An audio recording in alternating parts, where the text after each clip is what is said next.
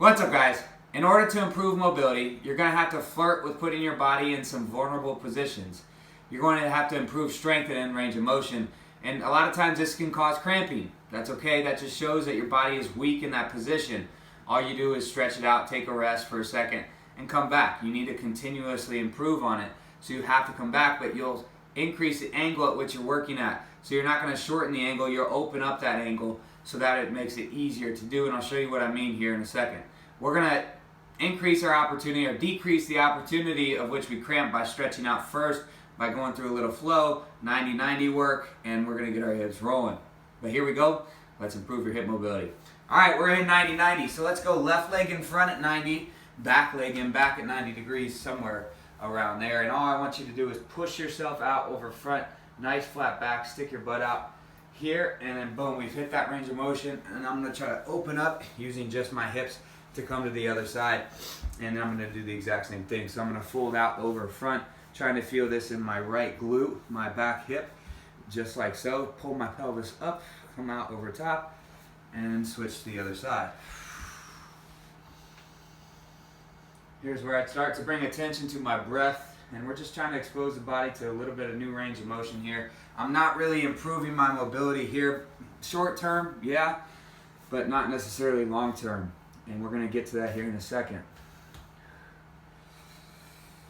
But this helps to get the kinks out of your hips here first. It helps you to feel good in the moment. So we'll do it.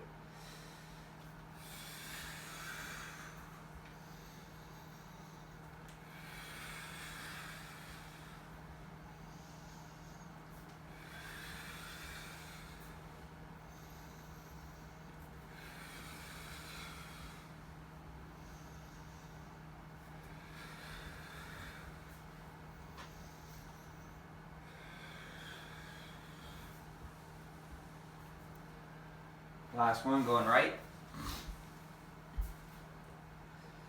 Now we're going to do the exact same rotation, but now as opposed to folding over, I'm still going to fold over, but I want to have an intention of pressing the shin down into the ground, of activating this front leg. So I'm just going to drive, I'm going to come over, fold out over. Maybe it's a little bit less this time than it was before, but right now I'm going to fold over and I'm going to press into the ground, trying to drive my shin into the ground for 3, 2, and 1. Nothing moves there. But you're just trying to activate and smash the shin down into the ground by activating that hip. So just like so, I'm going to sit.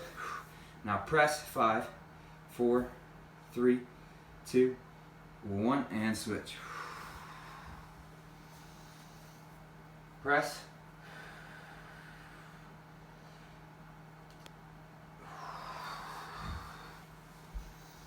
And go.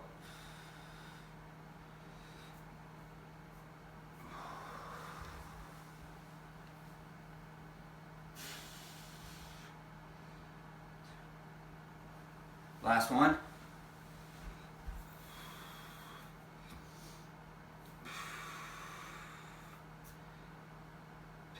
Good. Now is here where we bring in that strength at in range of motion. So I'm going to do so from this position of 90-90 that we've been in. And we're going to do what's called a 90-90 hip capsule lift off, and we're going to hold it for 5 seconds, and then we'll reset. We'll do 5 by 5 second holds here on this series, and feel free to increase that as you go along, as you continue to practice, to increase. Now, you have a tendency, some people can feel it here in the front hip. That's okay. We want to try to feel it squeezing in the back hip. We don't want the TFL working here, the IT band, which can cause pain down the side of the leg. We want to try to increase up here, that squeeze of which we feel on lifting off. And all we're going to do is lift off the whole shin so the knee ankle stays parallel, stays in line, and I'm going to lift off. So right now I'm going to, some of you may be able to go up here, and you may be able to, without leaning, pick it up and hold it and feel it in that glute. This would be shortening the angle, right? So I'm sitting up tall, this angle's nice and tight, it's close together, so it makes it difficult to be able to activate and use.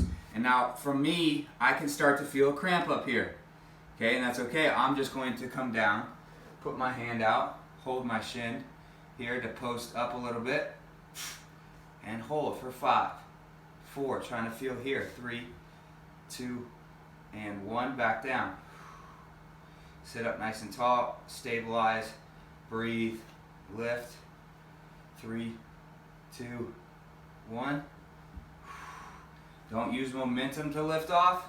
Find your spike, find that angle, find your end range, then lift off. 3, 2, 1. If you cramp up, that just means you've got too small of an angle and you need to open up that angle now. You can come all the way down here. You can even go all the way to laying on your side, and we can hold from this position. Okay, but find your angle, find where it makes it challenging for you. It's kind of flirting with that cramp.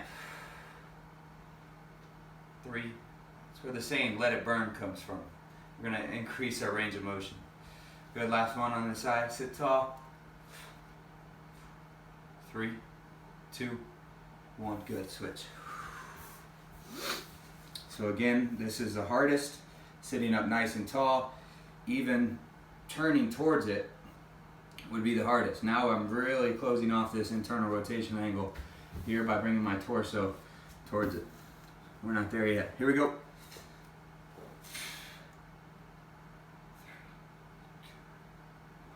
Back down. Up.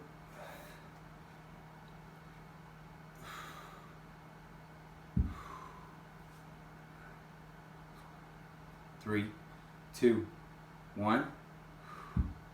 2 more.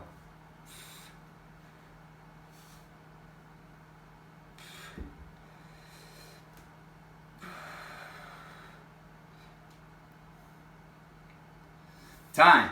Like I said, if you cramped up in that, you just need to stretch it out and open up that angle like we just talked about, just like so. And that's going to allow you to increase true mobility there. We exposed our body to new range of motion in the beginning to help us wake up the muscles, to kind of groove the new movement patterns, to wake up yourself and to feel better. And then we work our way into some isometric holds, which are truly going to help you long-term improve your mobility. Hope you guys like it. Have a great day.